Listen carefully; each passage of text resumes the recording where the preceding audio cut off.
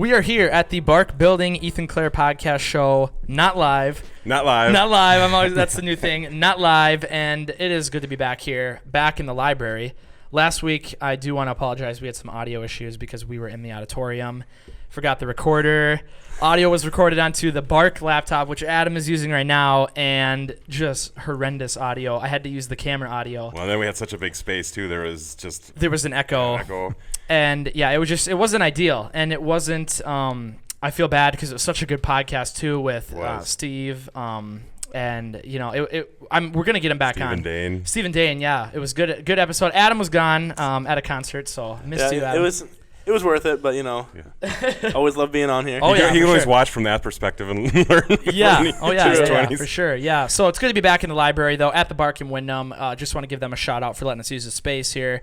Every week we come and we use it, and they have helped us out big time, so I got to give the Bark a shout-out. Thank you, Greg. Thank you. Thank you, everyone at the Bark, for the support. And this week is the big 40th episode, the Over the Hill episode. Yeah, we're of the balloons. Podcast. I was going to bring the balloon. Bring a cane. Over the Hill episode of the podcast, the big 40. And I just kind of wanted to take this time to go over some of the things we've talked about over 40 episodes. Just briefly touch back and think back on some of the fun things we talked about. Adam's kind of new to the podcast, so you might not remember some of the early stuff. But Damon, the first episode you were on was the first episode in the Bark, and it was the Alien UFO episode number 3. Yep. Area 51. Area 51. Yep. And it was up in your studio. I think it was the first episode in your actual studio in the Bark on the 3rd floor. Yep, 3rd floor in the studio, and it was fun to watch the studio evolve. Like, if you go back, watch the 3rd episode, and then you go back and watch, like, the 28th episode, you could see how many things were added into that room. And every episode, we kept adding more stuff in the background. It was a really cool spot. Yeah, a lot of cool guests up there. And we did like the Pablo Escobar episode, which is one of the most listened to one. The Molly Tibbetts episode. Yep. A lot of good times, a lot of good guests up there. And then we had to move to Mankato, so we lost our studio. Well, we did. We didn't have to. You had to get out of town? Yeah. They ran us out of town. We had to. No, I keep saying we had to. We moved to Mankato, and we moved the studio up there. And then did a couple episodes of Mankato, took the big break, and now we are here back at the Bark, back in our hometown turf. Yep. And it's good to be back, obviously. But we always say whenever we finish one, it's always like we always feel like it was like the most fun one. So that means they keep getting fun better. doing it, and keep getting better. And time goes fast. Make mistakes along the way, but we fix them and we learn from our mistakes. So I think every episode just keeps getting better and better, technology-wise, and getting more quality guests on. So agreed. Thank you guys so much for sticking with it, and hopefully, like I was telling Adam, it's just going to keep changing and evolving and growing, and keep getting better guests on and everything. So that brings us to the guest of the week, and this is a guy. 40th episode, no pressure. This is a guy I've been wanting to get on for a very long time, and known him, but this is the first time we've ever met. I've talked to you, Daryl, quite a few times on Facebook and stuff, but we've never met. Well, we've been together at the haunted house a couple times. That is, at the haunted house. Yep. So the guest this week is, and I'm going to slaughter the last name even though he just told me, it is Daryl Hrdlicka. And it's tough one to pronounce and spell, but it is. Great to have you here, Daryl. And just to kind of give people a background, if you could kind of talk about what you're doing right now, because you're doing some cool stuff. You're doing some acting, you're doing some community stuff, and if you just kind of want to give people a background, kind of fill them in. Well, right now, June, we're starting rehearsals for the Wilder pageant up in Walnut Grove, and I've been in it for, I believe this is my 15th year. Wow. And I'm Mr. Kennedy this year. I've been Elias Beadle, Reverend Alden, Doc Hoyt. It's been a lot of fun doing the different roles. There's a scene in the Kennedy house, and I think I've been four of the 8 men who have been in that scene. So really? It's easy to jump in on lines. I got started because 15 years ago, my oldest daughter was 6 years old. My next daughter was 4 years old, and a friend said they ought to be in a play. And so we went to the pageant. The first year I sat backstage, and the second year I thought, well, I'm here anyhow. Mm-hmm. Yeah. So I was in it. I've been acting since high school. I lettered in drama back in high school, but that's 40 years ago now. Wow. That's got to be something, like playing all the roles, and I suppose the script kind of stays the same every year. Yeah. So you hear them do it, and then when you watch it or you're in it again, you like familiarize. You're like, oh, that's got to be something else, kind of surreal or something. It's very surreal, and it bothers me because I get a new actor in to do a role that I did, and I'm like, no, they're saying the lines wrong, and then I realize they're going from the script. And over time, I just kind of adapted it to my own words. What's the toughest one to get? It's going to be tough to be Laura.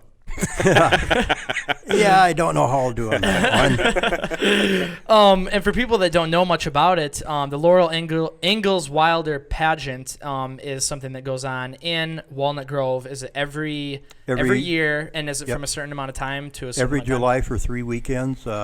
This year we're actually going to start immediately after the 4th. I believe the first show is going to be the 5th and the 6th. Okay.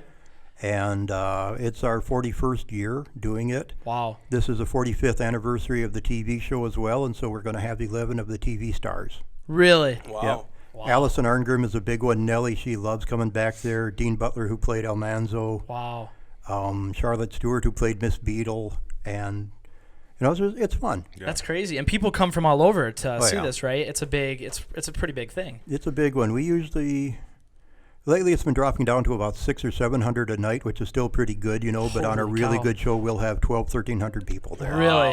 Where do they do that at? Because I'm not too familiar with Walnut Grove. But where? Banks of Plum Creek. Yes, it is. It's just west of town, about 2 miles. It's land that was owned by Al Farber, I believe, and he let the pageant use the land. It's a natural hillside, and you put the chairs up there, and we have the sets down in the flat land, and really? We put on the show, bring the sets out, put them away. We have live horses, we have fire, we have. Wow. Yeah, I was telling Ethan a little bit about the fire. I remember going as a kid, or the last time I went and lighting the fires, and I think the sets have just gotten better and better every year too, and the lighting and the sound and. Yeah, well, that's the thing. I've never been to it, but I'm actually really interested in going now. Yeah. Get a group together, go. I don't know much about it all. This might be a dumb question, but Laura Ingalls Wilder is a real person. Correct. And this is just talking about her history. Was she an author, or how did this? She wrote the Little House on the Prairie books. Okay. And the first one was Little House in the Big Woods. That was about their adventures in Lake Pepin, and then it was, I don't even remember, because she moved all over the country. People think she moved from there to De Smet, but it was there to Missouri. No, there to Kansas, to Walnut Grove, to Missouri, to Walnut Grove, to De Smet, to someplace else. Huh. And they just traveled all over, and it was just stories that she was telling her daughter, and her daughter, Rose, actually helped her write them up into book form. Really? She grew up on the prairie in the pioneer days. Yep. And there was actually only one book that was written about Walnut Grove, that was on the banks of Plum Creek. Oh. But when they did the TV show, they could have said it in De Smet, which is not a very poetic-sounding name, or they went with Walnut Grove, and that's why everybody knows Walnut Grove nowadays. And they didn't film in Walnut Grove, did they? They filmed in They filmed in California. Gotcha. Yep. And I was just, I don't know if you've heard this before. There's an episode of a TV show, and maybe I brought this up, Damon, too. We were talking about this. There's an episode of a TV show that they set in, maybe it was Supernatural. Yeah, it was. And they set it in Wyndham. They set it in Wyndham, and there's some hilarious things that they got, like they put a map of Wyndham or whatever, and it's got like a giant. I think that's like a genius idea. I don't know if this is what they're going for, but they pick in their show. They pick a lot of small towns and set it in there, so that gets the buzz, like a little people following, like, oh my gosh, I got to tune in to watch my small town, and then you maybe get hooked and watch more and more of the shows. It's probably a genius idea, like to talk about those little things, just like when you're writing books. And stuff. I've seen that episode. I love the part about the Wyndham catacombs. I'm still trying to figure out. They've got the catacombs somewhere in Wyndham. That's where they have to fight. Didn't a werewolf bite someone here in Wyndham in that episode? I think so. Yeah. That's crazy, and it makes you. I mean, obviously for budget reasons and stuff, you can't really bring everybody to Wyndham, Minnesota. To do, I mean, you could, but it'd be expensive. Now there's another hotel. Yeah, exactly. But it'd be kind of cool if they did bring if they did film, like they don't do the TV show anymore, do they? No. It's just it'd be kind of cool though if they did come back and do like an episode, like a return or an episode or whatever back in Walnut Grove, like a comic book tour or something, or like a episode tour. Like what do you call bringing it back, like a return tour or something? Okay. Yeah, just bring back the TV show. If all the actors are a lot of them still acting, or are a lot of them retired? I think most of them are still, well, I don't know about acting. Most of them are still active. They do the autograph tours. And so the 11 that we have coming this year, they'll also go to Burr Oak. They'll also go out to, I think it's Keystone, South Dakota is where Carrie moved to. And they go around and they do it. And there's actually an agent or an agency that handles all of the booking for the Little House stars. Wow. And so if you want any of them to come out to your town for an event, you contact them and work out the details. Yeah, I'll say it. I was into Laurel and Wilder and Little House on the Prairie, so it's a good little show. Yeah, so. I feel like I've seen the show back when I was younger, just on TV. What station played it all the time? Oh boy. It wasn't PBS. Hallmark. Was it PBS or something, Hallmark? yeah. I thought it was like the Hallmark Channel or something. Hallmark, Played maybe. it. Yeah, Something Hallmark. like that. I remember AMC. scrolling through and you see them running through the high grass and everything. Like I have memories of it, but I was never too into it, so I don't know anything about it at all. Yeah. But you've acted in other stuff, Daryl, right? You've gotten into movies and Ethan Clerc podcast show, Field Trip out there. So you've acted in movies, and you were bringing up that we could pull up the IMDb here, Adam, just some of the stuff you've worked on. How did you get into movies from the Laurel Ingalls Wilder pageant? The first one I was in is called Zombies, and it was filmed in Owatonna by a man named Hamid Tourapur. He did his Winter State Entertainment production company, and he just put out a call on Facebook. They needed a mass of zombies to be in the show. And one of my friends was going to be in it, and she said, "Hey, are you going to go to this?" And I was like, well, okay. And so we actually drove to Owatonna, about 120 miles, and we made it there 6 different days, and we got to be zombies and different background scenes and dead bodies and a couple others. And it was fun. I mean, I like acting, but acting, it's 2 months of rehearsal and then 3 shows and you're done. And acting in a film, you go there one day, they film your stuff, and they say go home, and then you wait and you see it. Exactly, yeah. So you've done a variety of different things and different roles, it looks like. And a lot of these, 2019, all those are all in production right now. Everfallen, Haunted Cries. Yep, Everfallen is being filmed in Sioux City. Haunted Cries is Sioux City as well. Lapham Rising is another one that's in Owatonna, and that's actually starring Franklin Jella and Stockard Channing. I don't know those. Are they both? They're okay. They're pretty well known though. Yeah, Franklin Jella actually played Skeletor in the Masters of the Universe movie. Okay. Huh. But it's just that's one that 2 years ago they were going to start. They were going to film it in the Hamptons. It's the story of a man who's living there, and his neighbors annoy him, and the funding fell through. And then Winter State Entertainment said we can make it happen. And so they're filming the movie in Minnesota instead. Wow. And I got to be an extra in that. Brothers Keeper is another one that's mostly being filmed down in Texas, but they also filmed part of it in Owatonna. Gotcha. Ink in the Willow with Sioux Falls, Summertime Dropouts is another one, and that actually stars Simple Plan, the punk band. Really? Oh. Yeah, they did a cameo, so we were there the day and we got to see them, and we couldn't talk to them, of course. Which one was that? Summertime Dropouts. It's about a band that's trying to make it to the Van Warped Tour. The last year, and they finally. I think they make it. I don't know. They haven't shown me the full script yet. It would be a fun exercise, acting exercise. You played a lot of different roles. Yeah. To just point your finger and pick 2, and then play that one like you could be the punk fan churchgoer. Yeah. There you go. Switch it up a little bit. Yeah. The zombie churchgoer. I want to see that one. No, these are a lot of. Have you had any like bigger roles, main roles, or is it a lot of just background, like extras and stuff like that? Or in Loon Lake, that was filmed in Round Lake, Minnesota. And it's actually the story of the Witch of Loon Lake, if you're familiar with that. Oh, we gotta be careful with that topic. Yeah. We got in a little bit of trouble. What did I they? didn't. I wasn't there. Well, first of all, we didn't do anything. First of all, what did in the movie? Because this interests me. Maybe I should give you the background because we went out to Loon Lake. We made a video out there at night. Right. And posted it on YouTube. And we were on a road trip down south, and I get a phone call from a lady. And actually, first of all, we saw it on Facebook that they were blaming us for damaging tombstones at Loon Lake Cemetery because there's a bunch of them. I don't know if you've been out there. I haven't. There's a bunch of tombstones out there that are smashed up, broken, tipped over, just completely. And these are like 1,800, tombstones destroyed. And we were getting blamed for that. So is that because you had posted a video? We posted the video. So and in the video, I don't remember if it was Tylen or Colin or somebody lifts up a tombstone and sets it up and like. I don't even think Tylen was there. It was Colin or Chase. One of them tipped it up and set it back up. And so they thought that we were putting them up, knocking them over, breaking them and stuff. Okay. And we had to come out and say, like, it was not us. And then they finally issued an apology, but we got called out for it. So right. and then I'm talking to the lady that runs this. She's part of the group to restore the cemetery. Right. She tells me that there's this myth or this story going around all these years, and we all know it, about the witch that got hung and is buried in Loon Lake. Mary Jane Terwilliger. And so in this movie, is that what the story is? It's about a man who comes to Round Lake, and he decides to go fishing, and he stops in at the local bar and runs into a couple barflies, including me.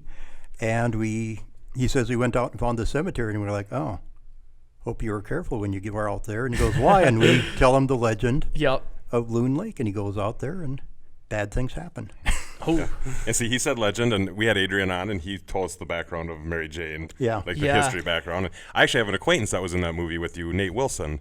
Know him and worked with him up in Mankato for a while, and then he moved out to California. He's an actor or a crew? He's an actor, yeah. Really? Yeah, he's actually the one that contacted me. They put out a call for actors, and I submitted it. I don't know if it was him or somebody else, but they said great, and then as it got closer, it's like, our makeup artist dropped out. Do you know anybody? And I'm like, yeah. I've got a friend in Sioux Falls, and then he's got, do you have somebody who can do sound? And yeah, my friend Doug does sound. And he's kind of hooked him up You're then. Putting the whole crew together for him. We did a lot of Nate, it. if you're watching, hello. Yeah. And for that, how come you guys didn't just go to Lynn Lake? They did. They did? My part was filmed in town. Gotcha. We filmed at the American Legion. Gotcha. And it was me and Kevin Kunkel at the bar, and then Nate came in, and we had a good talk, and it was fun. This part interests me because, as many of you know, and Daryl made a lot of movies and stuff, and I'm just kind of interested in the background of some of this stuff and some of the things you've worked on. Like how big of budgets are some of these films? Are they all pretty low budget? I mean, they're all low budget, but we've worked with some pretty crazy low budgets. I don't know what they're kind of working with up there. The biggest budget one I've been on, the ones in Owatonna are getting to be really large budget films. I'm not sure what it is, but to have some of the names that they have in there. Yep. I know it's a big, just some of the stars that they have in it. And then, which one? Farmer of the Year. You can see it at the bottom there. That was filmed in Tyler, Minnesota. And that was a final project or a master's project for a couple of filmmakers. Really? Kathy was from the area, and she and her husband Vince now live out in, I forget where it is, somewhere out east. And they wanted to make a movie about a farmer from the Midwest. And we got Barry Corbin, who played, he was the dad on The Closer, and he was the general in War Games, and he's been in everything. And really? He was in the movie, and very nice guy. So movie making in Minnesota is alive and well. I was going to say, everyone who's watching or check some of these out and get into it. Yeah, and maybe you don't know this, Daryl, but how are they getting some of these bigger names? Is it just luring them in with money, or is it? I think that one had a lot of money behind it because it was their final project, and they had a very large crew with them, and all of the crew members were other students, and they got credit for working on it. And so that's when I learned all the official positions and what the names were and what everybody did. And that was a learning experience being on that one. Wow. And I've heard about Apocalypse. I don't remember if that was one that you posted on Facebook or something, but I remember seeing something about that. Was that a fun one to work on? That was a blast to work on. It was filmed over in Albert Lee, and it's a movie about hockey players fighting zombies, basically. And they actually had the Albert Lee hockey team out there, so when you see the action, it's not a bunch of actors pretending to be hockey players. It's the hockey team, and it was actually annoying because they're trying to film, and the hockey players are bored, and they start shooting the puck across the ice, and they have to stop that. And, they tone it down for a while, and then get bored and start slapping it around again. That's funny. And it's funny you mentioned that about hockey because they filmed Miracle in Minnesota, parts of it. And when they were finding people to do that movie, they could have picked actors to be hockey players, but they picked hockey players to be actors because they had to be so good at hockey. Right. So they thought it'd be easier to teach an actor or teach a hockey player how to act than teach an actor how to play hockey. So all those people that are in the movie are actually hockey players. Too, yeah, they're authentic. They're not the actual people, but they're like they all were actual hockey players that had to learn how to act. And I think they did a dang good job. So it's cool for me to hear these background stories about movies and some of the things that go into them. Right. And I'm sure you got all kinds of them with different low budget films, and we could bring up stuff too. Yeah. What are some things that really stick out to you when you look back at your filmography here? Because you got a lot of different works on there, and like Damon said, different positions. Right. Well, my favorite one, just because of all the effort, is Pale Luna. And that's a short movie that is based on a creepypasta story about a man who finds a computer game, and I always liked it. And when we did the Take Back the Night video, it was for a mayoral candidate in Sioux Falls, and I kept in touch with the director of that. And about February of last year, he said, "I'm bored. What do you have?" And I said, "Well, I've got this story that I've been looking at." He said, "Send it to me."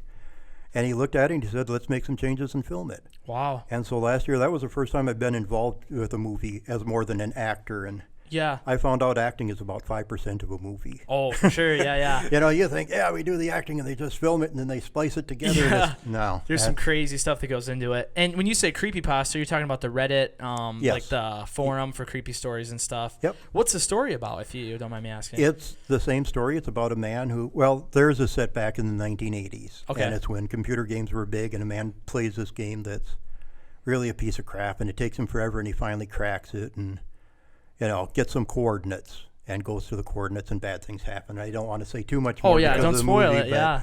And when's that going to be out?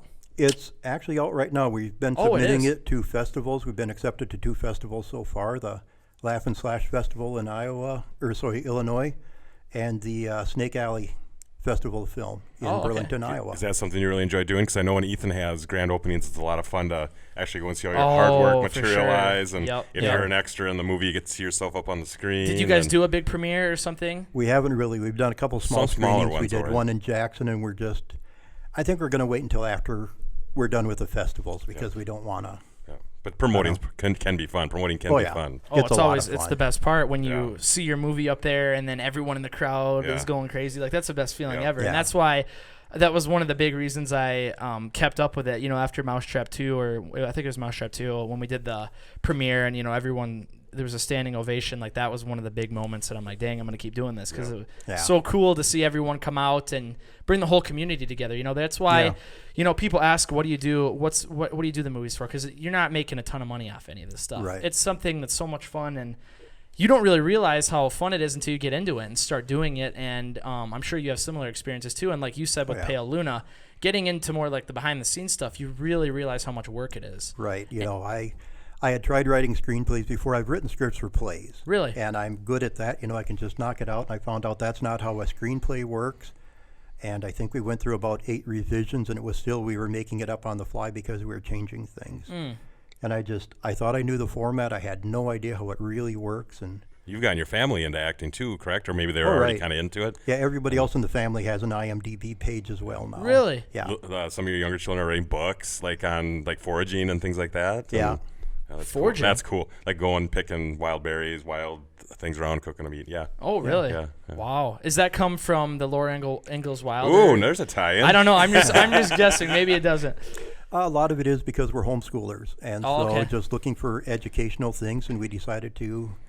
Well, I've always gone out in nature anyhow, but you see things you don't realize what they are, and you start realizing that wild asparagus grows everywhere. In a good year we'll pick 60 pounds of it. Really? Or chicken of the woods is a wonderful mushroom. We find a lot of morels this year. We found about 40 morels out in the woods. Wow. And you start learning what you can have and what you can eat, and a lot of it's only there for a week, and so it's kind of an adventure to find it. Yep. So are you farm all your own stuff?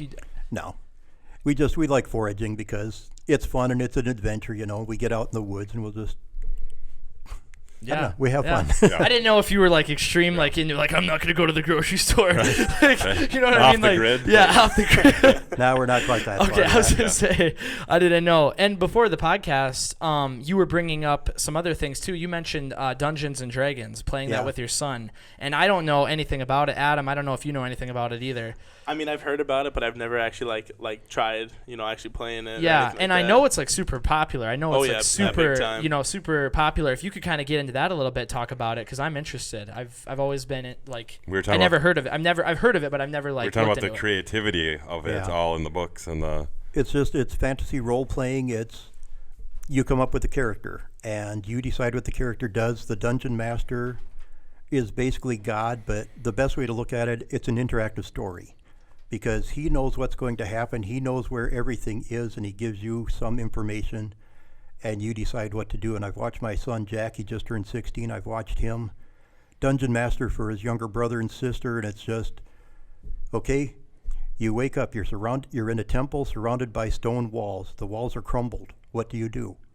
And you decide what your character does, and he knows everything that's going to happen in the world. Really? And you just decide what your character is going to do. Are you going to climb the walls? Are you going to start a fire? Are you going to, what do you want to do? Do you ever record the sessions and get good movie ideas? You could do that. You could record. Oh, for sure. I was going to say, you could tie that all in. Make a screenplay. It would turn out a really good game. Yeah. Some of Jack's ideas are just, I can't believe how deep they are. Really? He spends a lot of time thinking of them. And I know Dungeons and Dragons was criticized quite a bit back in the day for, I don't know if it was violence or... It was because people thought it was satanic because you had spellcasters and magic users, and they thought that was bad. You got to realize it's just imagination. Like it is, but they were just afraid of, you teach people that magic is real, and they, Well, and I mean, you talked about... It's been around for a really long time, too, hasn't it? Like, for sure. Yeah, back in the 70s with E. Gary Gygax. Yep, and there's been some pretty big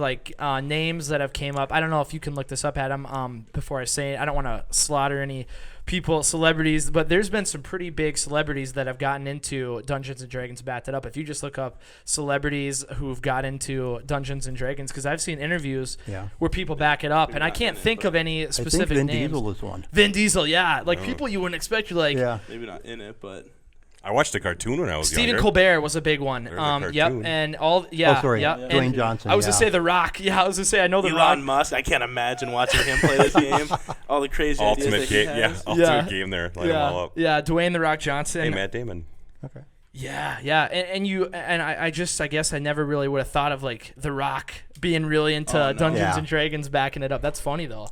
And when you're mentioning some of these movies and stuff like that, it kind of brings us into a topic that we find ourselves coming into quite recent. What do you call it? Quite often. Quite often. I wasn't sure. I can always forget the dumbest words. Quite often, we find ourselves talking about ghosts and stuff because we get Adrian on here and stuff. So it seems that way, yeah. It kind of keeps everything kind of loops back together. So what are your thoughts on paranormal stuff and all that? Because you do these movies and you do these paranormal things. What are your thoughts on it, in real life? Oh, there's something out there, definitely. I mean, there's just so many unexplained things that are happening in my life, and it's just, there's something happening. If you think that you know absolutely everything that goes on in the world, you're deluded. Oh yeah, yeah. And I guess my biggest thing too is I've never had that personal experience, where I've seen something. I've been to all kinds of haunted places and stuff, but I've never had that experience. And Adrian comes on and stuff and brings all this evidence and stuff, and I still find myself being skeptical. Well, now there'll probably be a deep fake ghost, just a white sheet that talks to you to say, "I'm real." Yeah, exactly. Samsung's gonna create something that. Yeah, it's crazy. But I haven't had that that experience, and I don't know if the way Adrian was making it sound is some people just aren't susceptible to experiences with that. Maybe I'm one of those people. I don't know about you, Damon, either. I've just never had that. I'm not going to go on record. I wouldn't say I'm in the middle of the fence, but I tend to agree that... I want to believe so bad. Right. I want to believe so bad. But I think if any building is haunted, it's definitely the one that we're in. Because every time that I walk around this place at nighttime, I just get terrified. But you guys know how much I've been here. Call Adam out on this one, yeah. You know how much I've been here. And that's the thing, too. For how many times you've been here, for how many years now, and if you haven't experienced it, that... No. I mean, it's surprising to me. There's been a couple times, I brought this story up a couple times in the podcast, where we were down there and we were filming the Ghostbusters video, and we were down there, column was on the ground, and we were filming a scene. I had the camera down, and I hear something, so I turn around, I look all the way up down this hallway right here. I see somebody walk by a black figure. I'm like, oh, Greg's here. So I run up quick, look down the hall, no one's there. Look down the hall, and then I tell Colin and them, and they were all looking, and there's nobody. And so, it could have been someone coming in and out of the building. I think we talked about too. It's what you have in your mindset going in or believing. For sure. And then Adrian brought up a point, I believe, at one time too. That if you have a bunch of believers, he said that you could. I don't want to use the word conjure up, but that's what he was saying though. Yeah, you could conjure. What is that kind of it? Yeah. You could have a collective energy. Collective energy is the word. He was saying that if we had a room full of people here and we all thought there was a ghost named Henry, that there'd be a ghost named Henry there and we could talk to him. That was his we need Pete here because he's the ghost hunter. Yeah, the Mason. I find that hard to believe because it just doesn't seem like on the realm of reality, And I don't know what your thoughts are on that either, Daryl. It just there's certain things about the whole thing that I find myself being skeptical. Well, I find myself being skeptical with most of the things related to paranormal stuff, which I told you why, because I just haven't had that experience, and I don't know if it's something to do with not being susceptible to it or what, but, it's just one of those things where I find myself wanting to believe so bad, but I haven't seen it, so I can't, I don't know that I've had anything specifically, that I could point to, but it's I remember being at my parents' home when I was about 15 or 16, and they were all gone somewhere, and I was watching TV downstairs, and I heard the steps creak, and just going upstairs, and I knew nobody else was home, and I realized that happened quite a bit, and it just always creaked, and it's in an old house, and why would the stairs creak going up? Yeah. And it never bothered me, it was never I was frightened, never something there. It's just, the stairs creak every now and then. Yeah. I actually do have a couple, but I'll share a tame one, I guess. Like, if you got an extreme one, bring it on. I would say extreme one, but I guess maybe that's the wrong word. But we were on a family vacation at an old prison, and I didn't have ghosts on my mind at all. I think it was Deer Lodge, Montana. And those you were in Deer Lodge, Montana? I think it was Deer Lodge, Montana, and there's an old prison there. And prisons are, you'd love it, Ethan, exploring, but this was actually a guided tour. So it was like a destination tourist stop place. Okay. Yep. So it had a gift shop, like where you used to come in and everything. Long story short, the tour was awesome. When we were walking right in the middle of the yard towards the door, I was really far away from the building. I just felt, and it was a really hot day. It was hot and humid. Felt just a really cold blast come over me. And I wasn't by a building. There was no air conditioning or anything.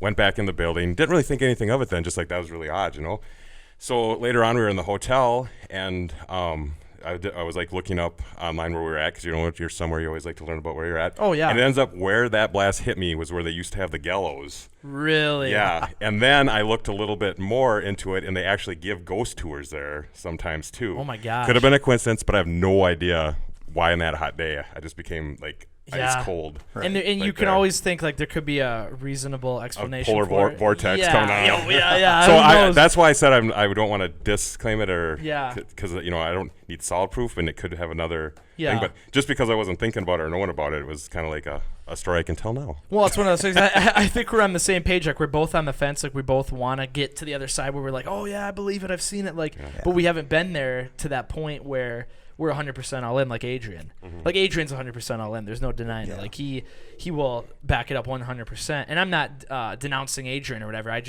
can't be on that same excitement. And there's a whole religion aspect to it. Oh, there is. Yeah, there is a big religion part of it. When you guys film some of these movies, do they do it at like real locations, or is it sets? For the most part, it's just been on set. Really? Somewhere, like when we did Loon Lake, that. Like I say, was at the American Legion was my part. I believe they did shoot some of it in the cemetery, but otherwise, the Zombies movie that was shot at an old college for the most part in Owatonna, and you find a location you need. Oh yeah, that's what I meant. Like they're filming at real. They're not building sets like Hollywood. They're actually going to real spots. Yes. Yeah, and that's what we do too. We found some really cool places.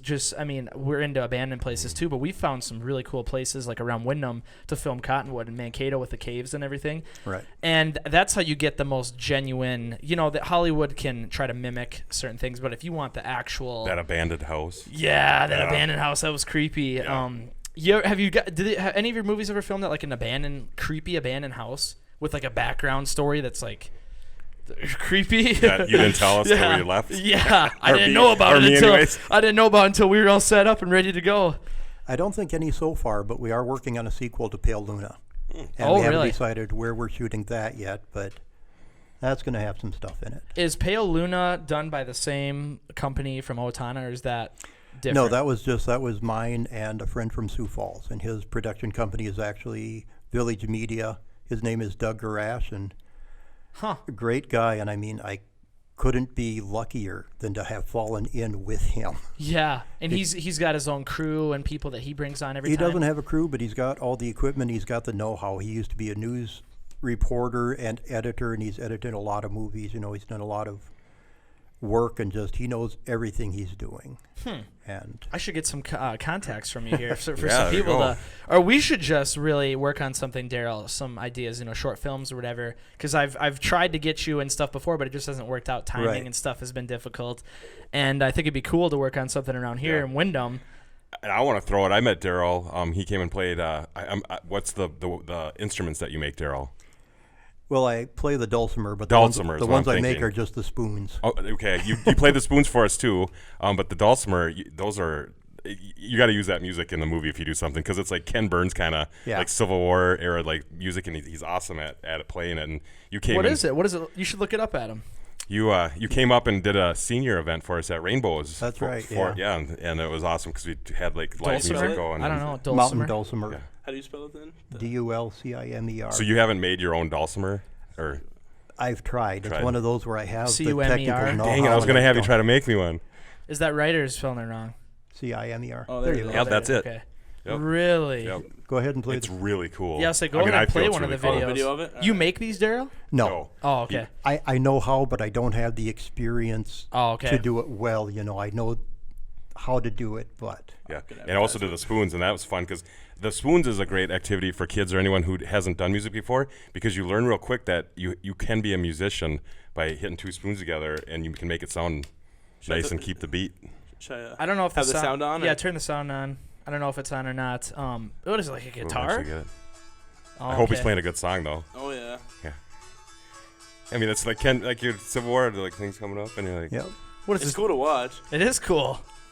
I was watching the national anthem during the NBA Finals for one of the games, and I don't remember what group it was, but or what instrument it was even, but it was 4 of them, and it was like they were all playing like a giant-sized guitar, It was 4 of them all lined up. All playing the same. Try to find the video if you can. I'm interested. Now we're going.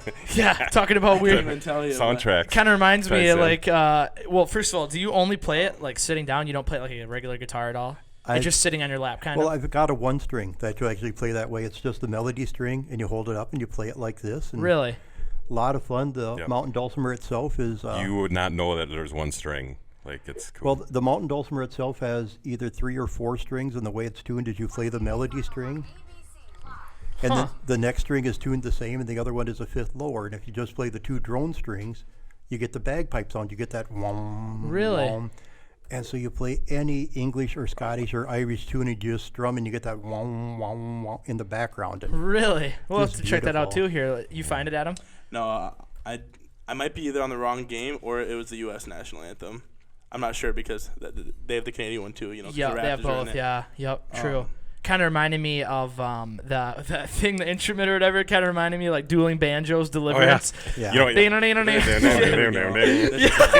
And then the guy starts playing it with him. Yeah. Man, you can really play. Oh man, that's a classic movie. That's freaky. Oh, here it is, right here. Oh, there it is. Oh wow, I saw that and I'm like, what on here? earth? Turn it up quick. I keep forgetting to turn the volume. What is that? Is that an actual?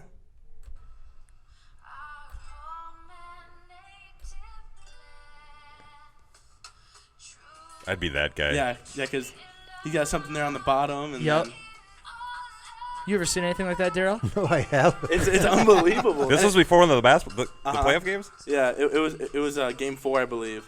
Seems like a weird choice. Those wacky Canucks.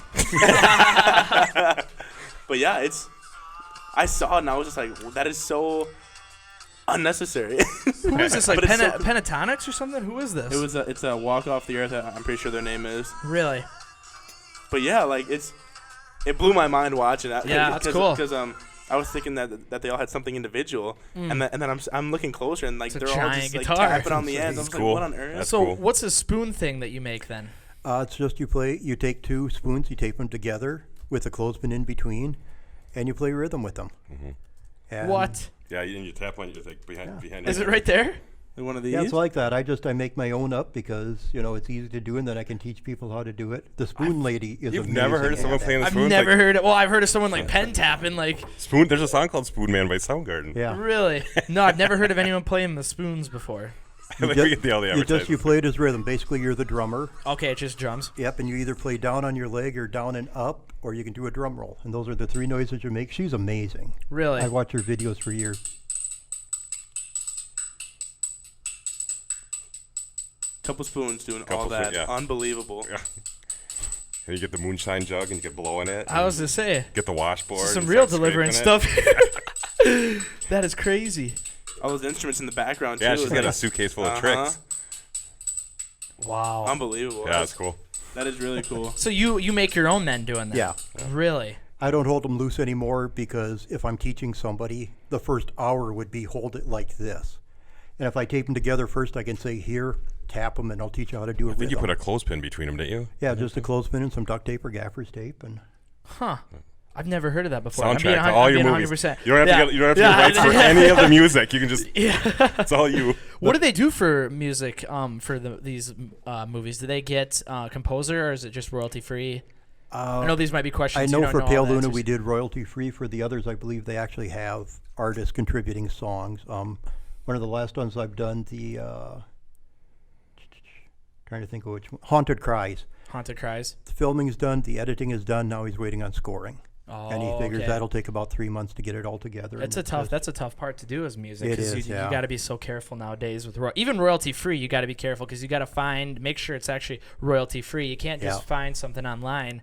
My cousin did the soundtrack for Cottonwood, so that was cool working with him. He did all the like an orchestral soundtrack, all on the computer though. Of course, we didn't have an actual orchestra, which would be cool. Maybe someday in the future that'd be a goal. To get into some of the other things though that you're interested in, Daryl, if you kind of want to bring up more of the movie making things and your kind of future goals. I don't know if you have too much that you want to give out, whatever, but like you mentioned Pale Luna 2, right. Is acting kind of the direction you really enjoy, or do you want to get more behind the camera? I don't know about behind the camera too much because it's just there's so much there and there seems to be such a steep learning curve right now that I think I'll stick to screenwriting. I can handle that. You know, I've helped out on some of the other jobs, but it's just, I can see how much there is to actually learn. You know, you think sound guy, he just holds a boom mic. No, that's not the case. Yeah. You know, and the more you realize how much yeah. goes into everything, you realize, you know, how it all works together. And when you say would you want to write scripts, sell them, or write them and then figure out someone to write them with? and then film them. In fact, on the way down here, I had some ideas, so I pulled over and I called up Doug, and oh, really? we ran them back and forth, and we came up with some great ideas for a couple other movies. One of them is a 70s period piece about a young man who ends up hitchhiking across America. Oh, really? And some of the things going on. Another one, we figured out a way to do a time travel movie. Wow. And it's just, you know, the ideas come and you write them down. Thinking And then of stuff, yeah. Do you find inspiration from watching movies, or are you kind of just reading, coming up with ideas? Where do you find inspiration for this? It just varies. Going Across America, Doug had a book from the 70s called Vagabonding Across America. And it was written as a guide for anybody who wants to hitchhike. And it's, okay, you get your backpack. Here's everything you need in your backpack. Here's places you can stop in every town. Here's the bare essentials you should have. And it's a guide for how to hitchhike. Really? That's kind of odd because I read up On the Road last episode. With Jack Kerouac, yeah. And that's like a 40s, 50s across America trip. So you find inspiration from reading then? Or just little things will hit me now and then, and I'll think, that's a great idea. Or sometimes I find a story idea that we developed. Pale Luna, you know, was a creepypasta story. The sequel isn't going to be, but it's a very logical extension of the first movie. Did you have to get permission for the creepypasta? How does that work? Because I've read stuff on Reddit too, and I'm like, dang, that's a good story. Do you have to go to the author and ask them? We tried as hard as we could, but it's an anonymous submission. All they say is attributed to Ed. Yep. I went as far as I could. I found the person that I thought was the very first person to post it, and they said, nah, man, I just found it somewhere. And we've looked at other people. A French person did a movie on it. And other people have done readings, you know, video recordings of their readings. And you just put down, based on the creepypasta, Pale Luna attributed to Ed. That's all we can do. There's no way they can copyright that so you could get in legal trouble, is there? I don't believe so. We tried as hard as we could to find the original submitter, but it's all supposed to be anonymous. Gotcha. And we did every trick we could. And, you know, we spent about 2 months just trying to track down the original. And finally, we credited creepypasta and, like I say, attributed to Ed, and that's all we could do. Huh. That makes, that might be something to look into, how that all works with Reddit and stuff, because it's such a, I mean, anyone can go on there and post anything. When does it become, that's my work, why are they using it? Right. That'd be something to look into. When you started, Ethan, when you did all your shorts when you were younger, did you have like paper outlines or like a little storyboard or anything you kind of shot and made it up when you were kind of going? Or how'd you get your ideas on those? I mean, because, are you talking like scripts and stuff, or are you just talking about coming up with ideas? Coming up with like the little shorts, like the Mario Kart one, like things like that. The classics, all the classics. Angry Birds, yeah. Oh, that was a lot of the video game ones are more just like what we were interested in, like Mario Kart, Angry Birds. But they progressed the whole time. Oh, yeah. And then you got into more, when we started doing original stuff like Mousetrap, that was just more coming up with ideas. Like the Bark used to have a janitor that we thought was kind of creepy. And I'm like, what if we made a movie about a creepy janitor at the Bark that just went around instead of was just a creepy guy that actually killed like people, and then kind of came up with a background story and Mousetrap 2, and you know, it just kind of progressed, and each one has a I don't even know how to say it. Like each one is kind of a similar thing. Like they're about like a murder. They're about some kind of crime. I like crime thriller movies. Right. That's my genre. But I think each one, the story got more complex. Like Cottonwood's way more complex than Mousetrap 1. It's not just someone killing people. There's like a whole background. And you were honing in your skills with every next one too, like different effects and everything. And learning, it was all about learning, making mistakes and learning from them, watching them, getting feedback from everybody. And I'm assuming that's what you guys do too when you make something and you look at it and you're like, if I could go back and redo that, I'd change this or I'd change that. And there's so much I would love to change about Pale Luna, and we didn't get the shots. We didn't know what we were doing. And actually, we finished in, I think, July of last year. And Doug and I got together, and we tried editing, and we tried editing, and we tried editing. And about October, he went out and he got an editor. And they snapped that movie together, and it's greater than I could have imagined. Really? Because he knew how to edit a movie together. Wow, and that's another thing where you think you have the film, and you just, here's a script, we'll piece it together. And now that's not it. No, there's a lot more that goes into it. Don't shoot in order. No. Shoot in order. Have you ever done any like real life movies, like based off of real life stories? Yes, actually. Oh, really? Yeah, the Brothers Keeper is based on a Texas football team back in early 2000s, I believe, and it's one of those where I'm not really sure of the story. If you go back to my page, I can pull it up. But that's based on a real story. Okay. The Summertime Dropouts, I don't think is real, but it was based on so many bands who want to be part of the local Vans Warped Tour. Yep. And that's something that I've wanted to do. Like, if I feel like my next movie, I want to do a real life story about something. I thought you meant go on the Warped Tour. No, the next movie's gonna be going on the Warped Tour. Yeah, the 09 Abilene High School football team, and see Lawrence Fishburne. I wasn't there the day he was there. But no way. Yeah, that's a big name. See, I know that one. Yeah. Milo Gibson is Mel Gibson's son. Really? Is there a trailer or something we could watch for this? If you go down, you might be able to find it. I know that one is still. There's some pictures. Being filmed. Yeah, if you go on YouTube, probably find something about it. I bet I could, and I'm gonna check it out. For everyone listening at home, a good thing is to go and check these movies out, and it's nice to hear how thriving the I had no idea. movie.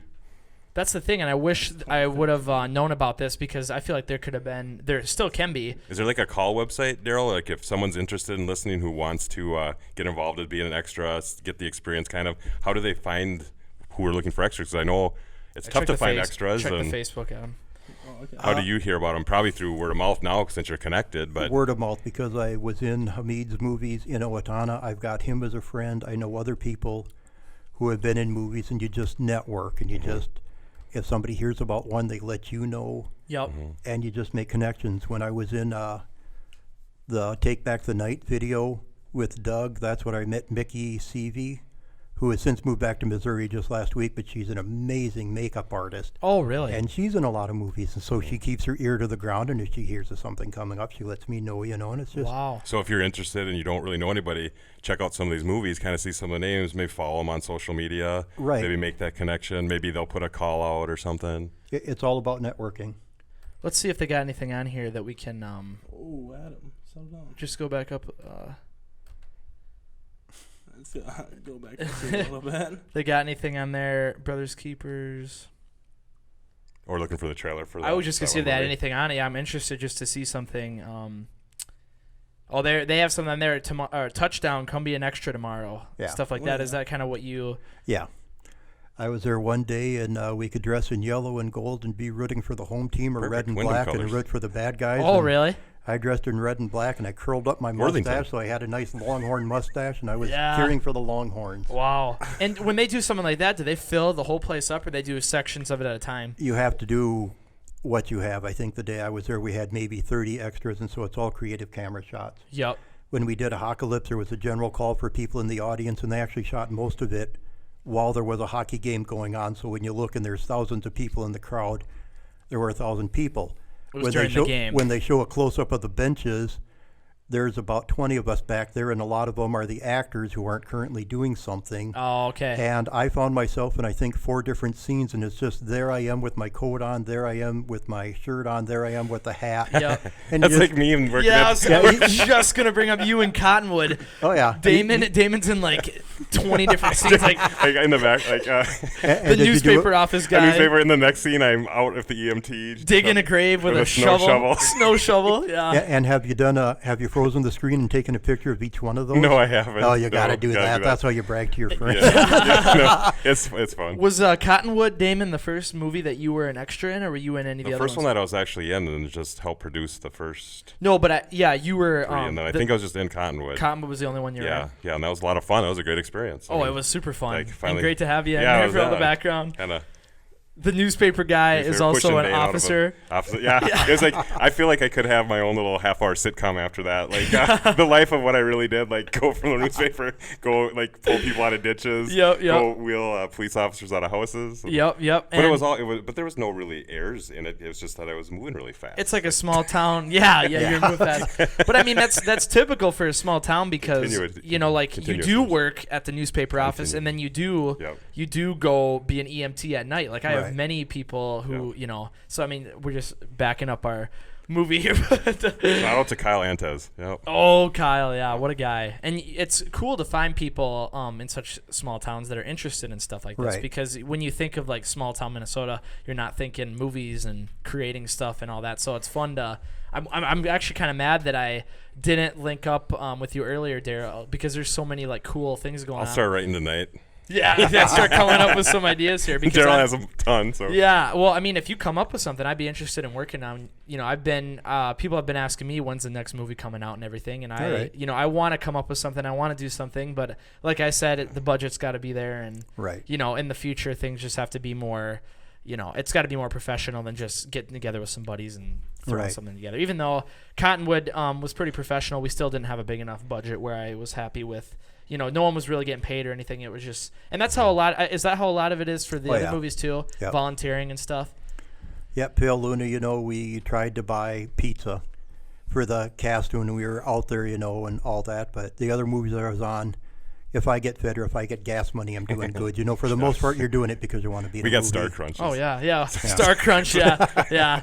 We did have a little budget for food for Cottonwood, which is all the other movies, like the entire budget went to the equipment. Like, as you know, equipment eats away the budget, like, faster than anything. Like, we bought a camera for Sundog, and that was pretty much the whole budget. Yeah. Was the camera. It was like, and then I think I recommended, like, for the next one when you raised funds, make like a pie chart to like where everything was going so people were making money. Yep. And pretty much half the pie chart was equipment. Again, yeah. I mean, that's just how it is, though. Movies, you need equipment to pull it off, and and I want to do more. It's just, how do you raise funds? How are these other people raising funds for movies? I don't know where they're getting them. I'd love to Winter find State, there's the production company, so they're putting some money, but they're getting other funding. Doug and I actually are going to a meeting tomorrow night in Laverne for the Southern Minnesota Arts Council. Yep. Because they're doing a fundraising or a grant writing informational session, so we're going to see if we can get them to help out because I didn't think we had that much money into Pale Luna, but that's because Doug was taking out of his pocket, and I think he spent about $5,000 total. Really? And about $2,500 of that was the editor. Wow. Which was definitely necessary, but it's just you don't realize how much everything costs. Oh, yeah. What did you trade someone to help with the car crash? Didn't you trade like... Oh, my God. Or shouldn't I bring it up? You could bring it up because it's funny. Mousetrap 2, we had a SUV crash through the bridge by Subway. Right. And I found, this is funny, I contacted a special effects agency in the United States.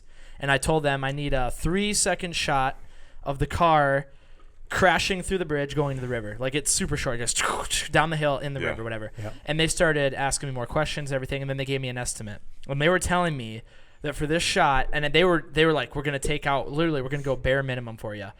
It's going to be a second and a half, and it's going to cost $13,000.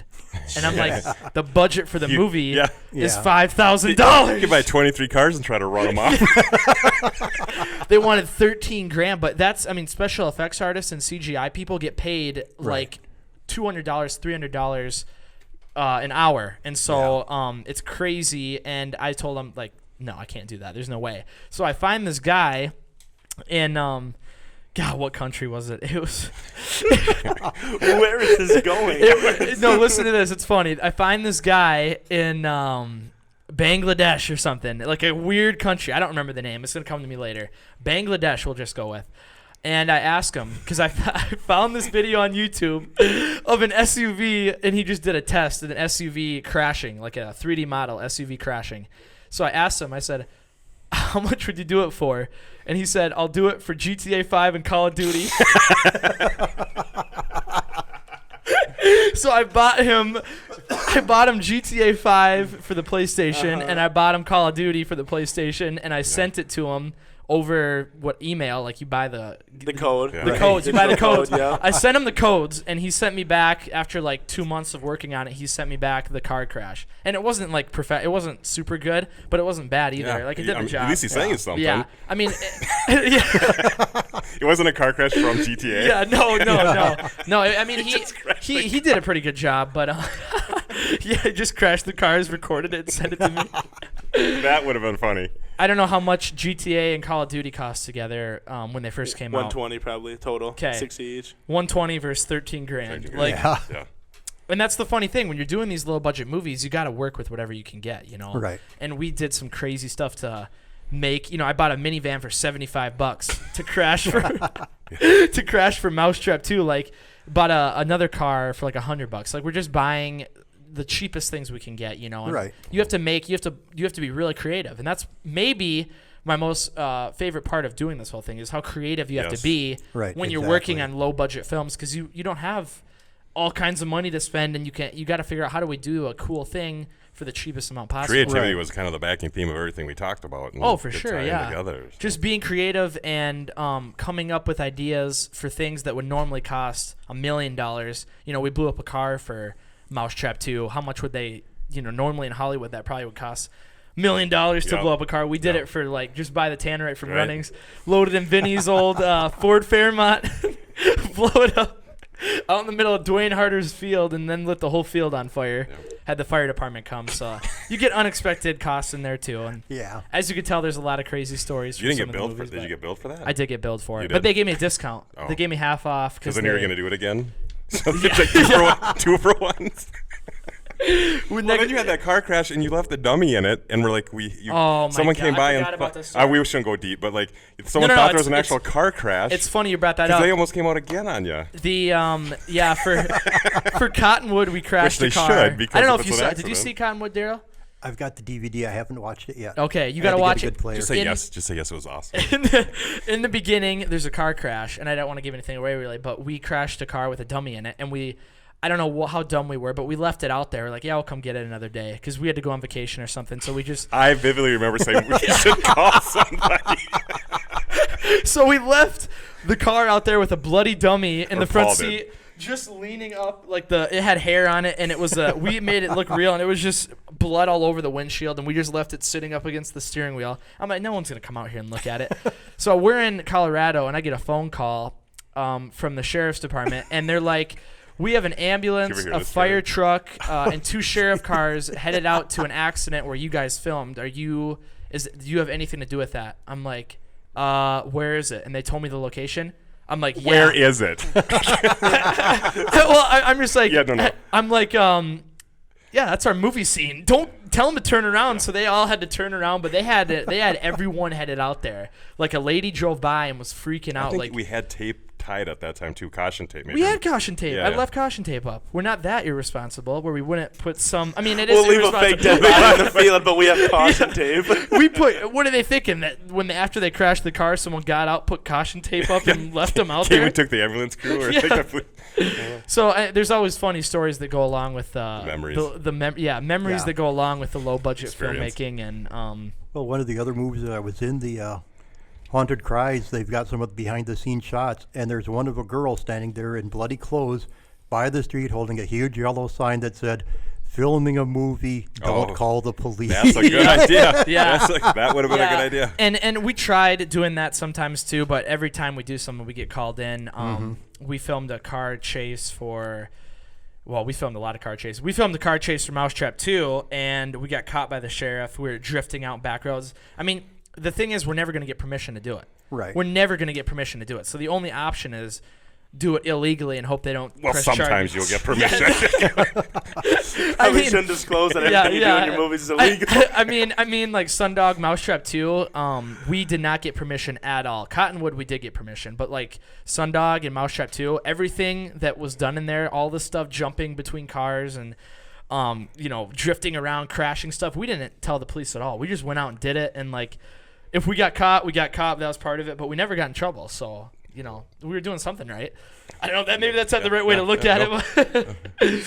When they do stuff for your guys' movies, do they get permit? Is it a lot more professional, or is it kind of under the table? It's more professional. They have they get permission from everybody. One of the movies again, I think it was the Zombies movie. We were filming downtown Owatonna, and that was Hamid's first movie, and that was before he had the great rapport with the city, bringing on all this stuff, and they were happy. And we filmed it at a downtown exercise gym location. Oh, okay. And he put stickers up in the windows that said police department. We had police department stickers on the walls, and we had everybody there. At about 10 minutes in, the police came by, and they said, no. Really? You can't do that. They made us take down every single sticker because they didn't want there to be any possible way people would think it was a real police station. Downtown Owatonna, this building that's been there 100 years. Really? Well, but we had to take down everything identifying as a police station. And so they say, basically, okay, we're here in the police station, and you go from there, and it's just. Well, that's what's cool about local, though, too, on a positive side. Like, some are really on board. Like, Mountain Lake let us use their ambulance, and we rode an ambulance. And when we were looking for the dead body in the one movie in the lake, didn't we have a sheriff boat there? We had did. A real sheriff boat? The Wyndham Police Department has never been a help to me at all. And I'm not downing them at all, but they have, for some reason, turned me down every single time I've asked. I've asked them for every movie for help, and they have turned me down. The Wyndham Sheriff's Department has been on board for everything. They've helped me out with cop cars or sheriff cars, the boat, they've backed me up every time. And I know even the Wyndham ambulance we weren't able to use because of an incident that happened. And they could be busy. I mean, No, it was definitely because of the incident that happened. I don't know what it had nothing to do. They were not busy. The incident we just talked about? The incident where, nothing with us. It was where they took a fire truck out and they took wedding pictures on it without permission. And people were mad because tax dollars, are they being used for actual emergencies or fun events? Right. Well, I was just going to bring horrible argument, but I was just going to bring up how that's a spectacle, the good to promote it, because when we had all those boats going around the lake, you could see people on the shores, what's going on, and it kind of probably brought back memories because my neighbors have told me that back in the day they had to drag Cottonwood Lake for a body. Oh, that's unfortunate. Someone hit the sandbar and a speedboat went flying off the boat into the lake, and they couldn't find him, so they had to drag the whole lake. Which is kind of where I got the inspiration from the scene. Yeah. For the scene was from a real life event. That's why I was kind of bringing up before where I was going with that. To pull from a real life thing and make a movie off of it. That's kind of my idea for the next movie. And one of the things I was looking into, there was something that happened up north before Cottonwood. This is actually the idea I had. This could have been Cottonwood if we didn't go forward with it. It was a story about people. Or it happened up north. There was a guy that was paranoid because these kids broke into his house. This happened in Minnesota. Okay. These kids broke into his house and they took his gun. So he became very paranoid and started. He left a recorder down in his basement. And the weirdest thing about this I remember this. You remember this story? Yep. He ended up. They came back in. They broke in again. He had a feeling they were going to, so they broke back in. And he was waiting downstairs with a shotgun. And so they came down the stairs. Oh, yeah. You remember this story? Now, yeah. He shot the girl, and then he brought her into the middle of the basement, and she was begging for her life, and he shot her again. And then he was saying a bunch of weird stuff. And the whole argument was, was he able to do that because it was his own house and they broke in? But he ended up going to prison for life for killing her. Premeditated. But how did he know they were coming back? That's why I wanted to make a movie about it. I wanted to make a movie about it. Were they stealing prescription drugs too, or were they on prescription drugs? Did he have prescription drugs in his house maybe? And I don't know the whole story. I don't know. I don't want to say that because I don't know for sure. But and I don't remember even the name of any of it. I don't remember what town. I remember it was up north Minnesota. But it was something that I'm like, dang, that'd make a really good story. How do you go about doing that though without offending the family? Right. That's treading in pretty dark movie. It's not a copyright issue thing. It's more of a moral issue. Right. And I know people have tried doing stuff with David Wetterling or not David Wetterling, Jacob Wetterling, and that. But it's always touches back on that moral thing with you can't really do it because of the family and everything, you know. Right. And so that was my idea, though, was to make a real life movie, and that might be something that I want to do in the future, but do it in a way where we'll do it on Colin. Yeah, yeah. I don't know what that one would be about. No, just gotta get him back here once in a while. Yeah, exactly.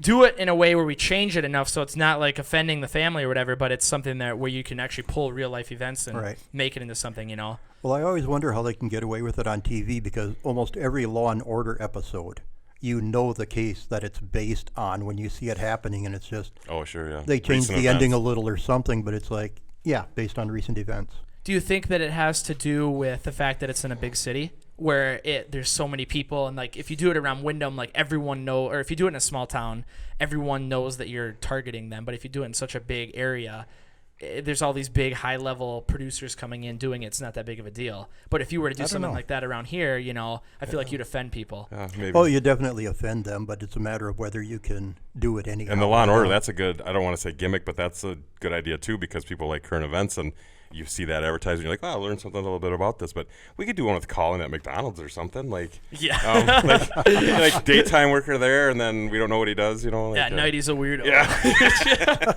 Chris Hansen comes walking. We can't bust on him because he's not here, but Colin. Yeah, I'm just messing with you. Chris Hansen. Wow. Take a seat.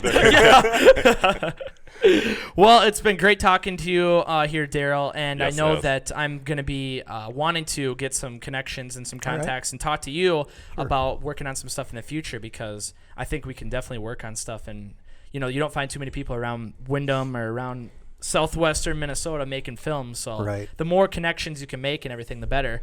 But it's been awesome to talk to you and get your history here for films, and I wish you the best in everything and all the films you're working on. It seems like you've been grinding and acting a lot in a lot of movies, so that's awesome. And everyone check out everything we've talked about. I will put. I want to say I'm going to put your IMDb link in here so people can check out this stuff. Definitely go check out Laura Ingalls Wilder, because that seems like a really cool thing as well. I know we're going to have to get out there. Maybe we'll bring the whole crew out there together. Yeah. Does anyone videotape that? Spray.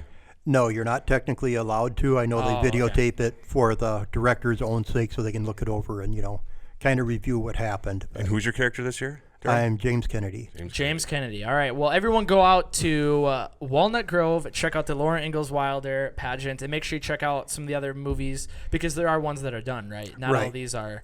A lot of them are on Amazon already. Okay. Apocalypse, Zombies. Okay. Yeah. So people can go on there and find them, and there's links to everything on there as well. Awesome. Well, thank you very much, Daryl, for being on. It's been great to have you here. Really appreciate it. Thanks for having me on. Yeah, and next week we are going to be talking with John Jabot, who was the youngest mayor in Minnesota. Sorry, we're always laughing at that. Something always happens on the handshake, and I feel it's the handshake that gets 90% of the time. Sorry, you're talking serious. Yeah, I was to say next week John Jabot will be on. He was on for the Illuminati episode. I'm not sure what we're going to talk about. I'd love to get back into Illuminati and New World Order, stuff like that. I wasn't on that one, so I haven't there's some really fun stuff to talk about with that government spying on you and everything. Here we go. Yeah, there's some fun stuff. John loves that kind of stuff, so we're going to be talking to him about that. And John was also the youngest mayor in Minnesota history. When he was 21, he was, or maybe he was younger than that. I don't remember how old he was. John, you're going to have to remind us when you come back on.